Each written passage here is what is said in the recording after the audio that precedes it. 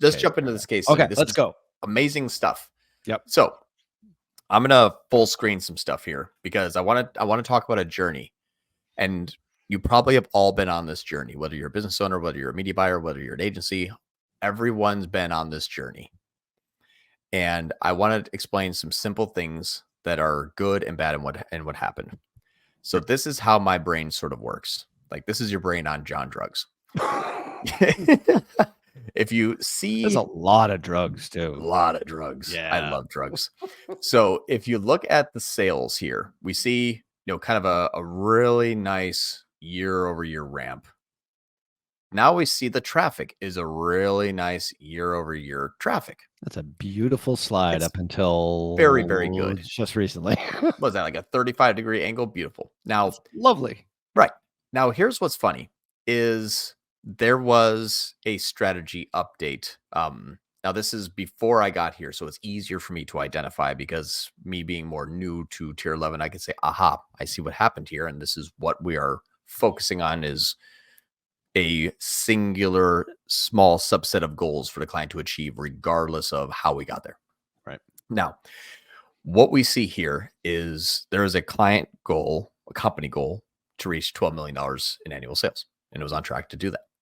Now, there was a pivotal point here, kind of in March and February, where we see that there is a February traffic going from 257,000 users to 264,000 users, but we see the revenue go from 683 down to 513. Like there was like a aha, like a why, a what happened here. Everything was going so well. There was a pivotal point. Yeah. Now, the way that this has been measured recently is by an NCAC target. The NCAC target was kind of all of a sudden after this change here not currently being met. And because that NCAC target was, in my opinion, measured incorrectly and not being met, it caused pullback. So this is not a, let me just stop sharing here because I'm going to do a different screen. I'm very cautious about ever sharing the client information. So we're going to have to do a little bit of rejigging here on my screen. Okay, good. And while you're doing that, I'm just going to define NCAC in case you're new to this channel here. New customer acquisition cost. New. Yep. These are people who have not bought before. We have another metric for people who have bought before or all people who buy.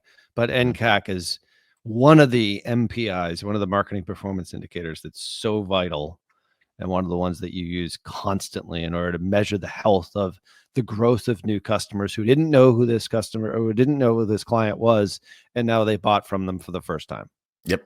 Now, fun fact, I found out after I started to investigate that the NCAC target was only on people who were purchasing through their Shopify site, but not the other half of the people that were purchasing on Amazon. And an issue that as you sell a higher price product, that is also, has some shipping tied to it. And it's a heavier, larger product. People want to buy on Amazon because they know they can get it free tomorrow.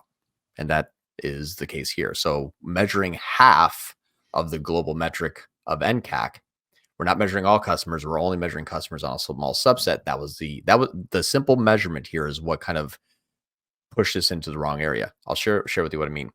Yeah. This here was going up and going down. Obviously very simple, going up, going down, orders going up, going down. If there was an inefficiency, this would have continued on this way and this would have gone down. Now that's an inefficiency. This here, in my opinion, was more like a self-fulfilling prophecy. We didn't start pulling back because of this. This started going down because of this. And you say, well, John, there was a time period where you said that there was more users here and less sales. That is actually true. Yes. The issue that we saw, let me just switch this over here so that I can get back into my other view.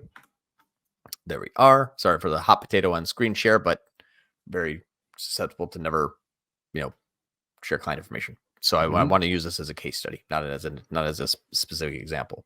Yeah. The reason as to why February and March went up here and the February March dipped down here was there was an internal discussion that happened on our client side. This is we should start to test other products. The reaction as to which Which tier isn't 11. like Yeah, unfair. Like no, that's not unreasonable. not at all. It's a fine idea. However, Absolutely. The execution though was not measured correctly, and that's where and on all parties for good measure though, for what everyone believed was actually the health of the business, which is there was no egregious. It was just a little bit off target. And what ended up happening is we would like to test other products. Okay. The pivotal moment was let's allocate ad spend appropriately and additional ad spend appropriately. What ended up happening, and this is what's beautiful, is what ended up happening is when other products were introduced, a lot of agencies, media buyers, clients would agree, let's pull some ad spend from over here and push it into the other products to test. Everyone on this call probably says, yes, I've done that before. I've reallocated ad spend and try to diversify my product line. We had a fairly high concentration on a singular small group or a singular product, and we wanted to build our fortress into diversification. It's like a stock portfolio. not a bad idea. Makes total sense. Yep. What ended up happening though was the pullback on the best-selling item was kind of the tipping point into the reduction. So the tipping point into the reduction was these other products aren't doing as good as our main product. That was not yet seen. What ended up happening was NCAC was affected. NCAC, the cost per acquired first-time customer, went up. It was more expensive to get customers. Right. Now, the flag there is, okay, these other products here aren't as good as our main product. Were they more expensive? Were they same price range? I'm not familiar. Yeah, they're slightly more expensive, but the volume, the conversion rates, everything started to falter a bit. Okay. So it was interesting on this. Now let's take a step back here because everything you're saying is, John, yeah, we've probably all been in this type of situation before. But the total top line target, the total goal was 12 million in annual sales. Mm-hmm. So a very simplistic thinking was, well, what if we just kept the traffic going here and kept the sales going here by not pulling any sort of ad spend out of the best-selling item, but by adding more items with incremental spend, but at appropriate levels so that it doesn't hurt NCAC too much, which is a metric we're measuring, but to still keep us on track of the goal of the $12 million. So keep going with the ad spend on the best-selling product that's obviously in a nice trajectory at a 35-degree angle, but then add additional budget for testing this other product, maybe at a lower spend, and sort of get your messaging right, sort of figure out your economics, figure out your hooks, et cetera, et cetera. Yeah.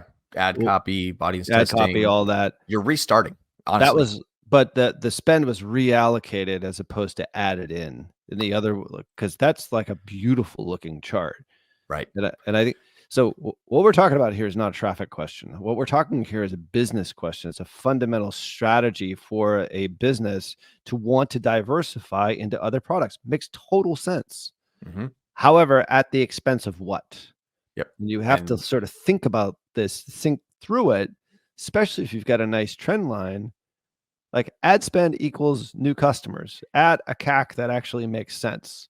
Or an NCAC that makes sense. You take away that, all of a sudden, the business fundamentals change. And that's what was interesting is we ended up slightly measuring incorrectly. And I'll just screen share here, and I blurred this out here.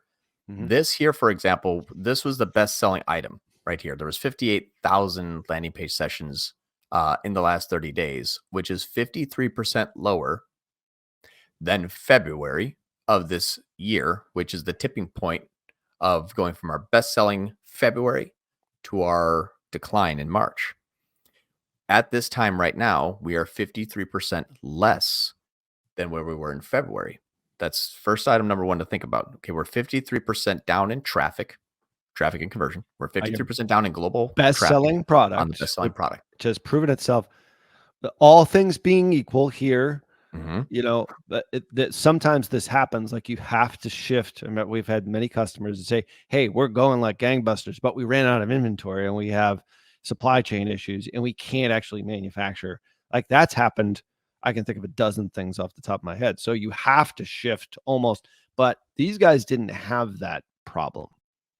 No, and that was what was interesting is it was sort of a, if we measured correctly, like if there was a person on the call that says, okay, if we test other products, how does that help us continue to grow to our $12 million goal? Exactly. Bingo. And that's That's where all stakeholders have to measure the same thing. Going back to the beginning of the podcast, when I say, well, this person measuring that, this person measuring that, there's maybe a vice president of marketing that says, hey, let's test more products. And the other person on the other side says, yeah, that seems reasonable. But now maybe the other stakeholder that is measuring the top line goals says, hey, why did we all of a sudden hit a crest and start going down?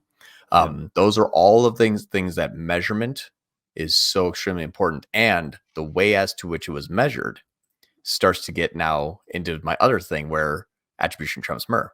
So I'm going to share screen again, because this is kind of also the explanation as to why it was okay to do this in the beginning. When we look at this here, this measurement piece, this is measuring quarterly revenue targets and quarterly spend targets. And you can all see here that it was set up for beautiful success and was profitable, and there was a pullback when there should have been a push. So the reason why this came up is the client says, hey, I believe that we're spending more money and we're not necessarily achieving more. That feeling is correct. The media efficiency ratio stayed about the same at scale and actually got a little bit better at the drop, but the top line goal was still ignored.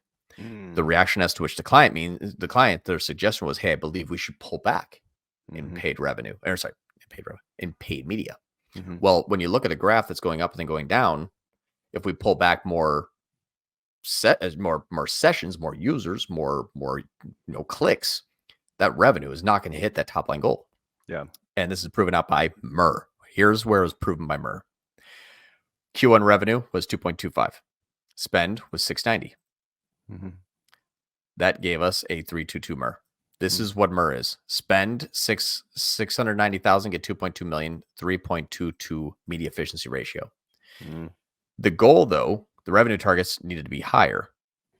So you'll see how the revenue targets go up as it goes further down. Now, these two are reset because of the issue, but you'll see that it goes from 2, it would be going to 2, then to 3, then to 4, closer to 5. So the spend should go from 6 to 9 to 1.3 to, you see how it starts to go up here. Then when things started to not go as great, you see a pullback. 541,000 developed 2.1 million. Well, that that reduction actually made it 3.86 MER. Sure. That became better. More profitable. Right. We all know that when you scale, things get a little bit tighter. When you pull back, things look a little bit easier because you've already paid for the users that were going to buy anyway. Right. So economies of scale work both ways. Now, what was interesting is when you're looking at this, if I'm someone in an ownership position, my question, which was my question to the team when I first started reviewing this, was, well, if we needed our revenue target to go up, why did our spend go down? Very simple. And the catalyst was, well, we decided to test other products, and it was kind of agreed upon that the reallocation of funds would be used for diversification. Fast forward now a few months later, and now we're off goal. And now we're wondering why we're not hitting our target. Well, it was simply because of that one decision. And that's where I think all stakeholders need to discuss, what is it that we need to do to achieve the continuation of what we're doing. It may be not necessarily reallocating spend. It's not channel. It's not revenue. It's actual, adding an ad spend to what is working to a point where that would be the point of diminishing return. And last thing I'll say is the reason why I believe most people think that attribution trumps MER is, as the way that it is currently measured. Is my screen being shared? I don't see it here. Oh, there it is. Yep. This is the revenue distribution trend. Paid media delivered 900K. Okay. But organic 615,000 means that no one ever Googled their brand name organically, which Never. I find, that's impossible. And then email delivered 156, but no one ever signed up for an email that came from paid media. So that's another thing that's impossible. Never. And then Amazon organic, meaning that no one ever Googled the brand name on Amazon ever from a paid media and made 371,000. And we never bid on our brand name in Amazon for 371,000. But so John, wait a second. People see an ad, they click and they buy. Like, that's how it works. For the first time, it's 100% of the time, it works every time. 100% of the time. 100% of buyers see your ad, click on it, on that ad, get the attribution back to that individual channel, and then they buy. And that's the way that people, like, what's wrong? I don't get it. Yeah. And what's interesting is this is where MER is healthy. However, because we're measuring siloed, the suggestion, which I would disagree with, is this has to go down. None of these would ever be affected, and we just need to take that ad spend that we use to direct to there and test maybe other channels. Well, that's the existing conversation that we had. When we took a step back and we started to investigate a little bit, it's actually, yeah, if we're 53% down on our best selling item and we're seeing a 40% reduction in the last 30 days compared to our best month, very, very good trend. If we push back in there, would MER hold? If so, we are now back on track to our $12 million annual revenue target that we all set out to achieve last year. So the resolution of this is that I think this is we're talking about like something that was an oversight. I mean, the business is still doing well, Yeah. but it's not doing as well as it could have if we had looked at it this particular way. And this is just sometimes what happens. Like you have to be able to course correct. You have to be able to test things. I get it. All that stuff is 5 true. steps forward, 1 step back. Okay. We're on that 1 step back right now. Or on just a step back. Like this is what happens in media buying. This is what happens when you work with an In agency. business. And in business, like, oh my God. Well, sometimes it's 2 steps forward, 5 steps back. But the point is that like that's business, that's life. It's not going to all be like a perfect chart, lower left-hand corner, upper right-hand corner all the time, because humans are involved in this and they're going to make decisions that maybe aren't in the best interest of the big goal. The other part to this, which I think is super important, and when we talked about this prior to getting on this live here today, I was like, who is looking at the Amazon and the organic side of the equation, or is it just so siloed? And this is where I think clients and customers, I would say clients love to do this. And I can think of a half a dozen off the top of my head that are tier 11 clients right now. They're like, well, we're not going to give you guys credit for any of our Amazon or organic or our email sales. It's just going to be paid media. And then you're going to be held to that accountability, going back to attribution, right? For just the paid channels. Then my question to you before we actually talked about this is, are we factoring in Amazon? Are we factoring in all these other things with regard to MER? And I forget what the answer to that question was. I think we were looking at, because we're on the paid side, we were looking primarily on the paid. Yeah, MER actually was never measured, which was interesting. Okay, so that's sort of the big idea here, really. It was a NCAC KPI. If this looks good, we hold tight. Got it. But the top line goal was 12 million. If the top line goal is 12 million in sales, I would assume you mean 12 million in profitable sales, right? Which means you take into consideration your gross profit, your net profit, those things like that, which means you then come out to a blended ROAS, also known as MER, which is if I need to get to 12 million, how much can I spend? You can spend $4 million, no more, in 1 year time to make 12 million, and I will be happy. Excellent. That means we always have to keep and maintain a 3 MER. That had nothing to do with testing other products. Didn't. We're on track. Yeah. So testing other products was now this is changing the goal. Our goal no longer is 12 million in annual sales. Our new goal is, can we diversify our products to a healthy amount? Now, if we said, I need you to keep a $12 million goal, but also add in 80% more SKUs into the equation, wait a minute. That's like saying take Toys R Us and turn it into Home Depot and continue on the sales trend. It's like we're selling different products now. Yeah. So you've completely changed like the fundamentals of the company. Exactly. Now it's the same product, but it's untested, which means if it will only put the goal in jeopardy. So if you want to diversify, into different products, and you've got one bestseller that's just continuing to do well, like don't take ad spend or media spend. I'm not going to say I'm going to say media spend just in general away from that best product how do you test the other? Because this is a question for a lot of businesses. They're like, well, Absolutely. I'm kind of a one product wonder, but I've got like all these other SKUs that I want to sell and I want to test. How do Mhm. you do it in such a way so that you don't harm the big goal? That's Like, beauty of myrrh. It's the beauty of myrrh. yeah, So, for example, if you have one product that looks like that 35-degree angle for the last 2 years, you continue on with that. The other okay, products are now uh, a separate meeting to discuss. right. It means what are we continue to do and to keep on the trend? Then the next 30, 60, 90, 121, 50 days, we are adding 10, 20, 30% in ad spend over that course of that main product. And here's the creative, and here's the traffic, and here's new customers, all that. Here's how we measure Amazon. That all stays exactly the same as we have been doing for 2 years. Right. Next step, what incremental ad spend, what separate additional ad spend can we use to test these other products at a safe level to what? Never fall below a global 3 MER. Right. If you add in an ad spend to new products and it gets a 2.5 and your main product is getting a 3.5, you have still a 3x media efficiency ratio profitable MER. If you add in more ad spend and things get worse, you pull back, but you're Mhm. still focused on what has gotten you there in the first place and not upset that.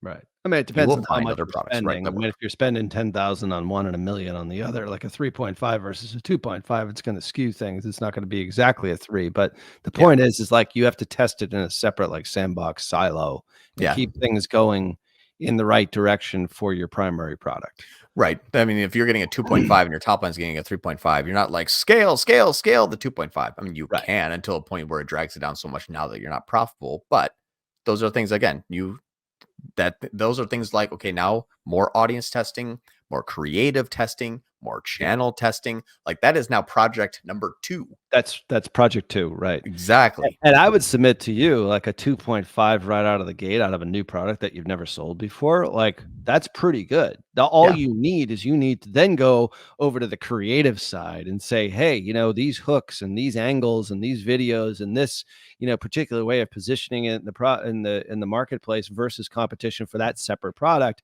Like we're gaining some traction. Let's take our best stuff. Like there's probably 10 or 12 ads in there, and maybe one or two of them are actually getting really good, like the higher engagement or maybe in-app ROAS that seems like it's higher, lower CPCs, like some other So many secondary other things metric, too. Yeah. so many different metrics, but like a 2.5 versus a 3.5 for a brand new product, like you're on the right track. You're getting Yeah. there. Yeah. That was a Uh, hypothetical, but yeah, exactly I'm right. not just Right. saying. I'm saying like that's how you kind of do it. Like you look at them as two separate things because I Exactly. think in this particular customer, like they have the right goal in mind. Like they're like, all Hmm. right, we have Hmm. a product that really sells. At a certain point, maybe we'll saturate the market, maybe we won't. But so we need to diversify. Plus, we're sitting on this other inventory. We want to get rid of it. Right. You know, so I It I get You it. need to do it. Absolutely. Sure. It's egregious to not do test for sure. Like I would say, like it would be if we have all these things sitting in a warehouse and it's a similar product to our best selling product, absolutely test it. Out of 10 products, you might find 2 that are just as good as your main one. And now your 12 million goal turned into a 36 million goal over the next 3 years. Excellent. Yeah. But the Yeah. way to Yeah. execute that is with all hands on deck saying, aha, can this jeopardize why we're all here to begin with? Yeah. And you never know. You might find a couple of products that actually are Even better. better. That's Or what you people buy want. that product and then they buy your best selling product, and now MER is even greater because you have Now higher it's LTVs. So many yes, things we could talk about.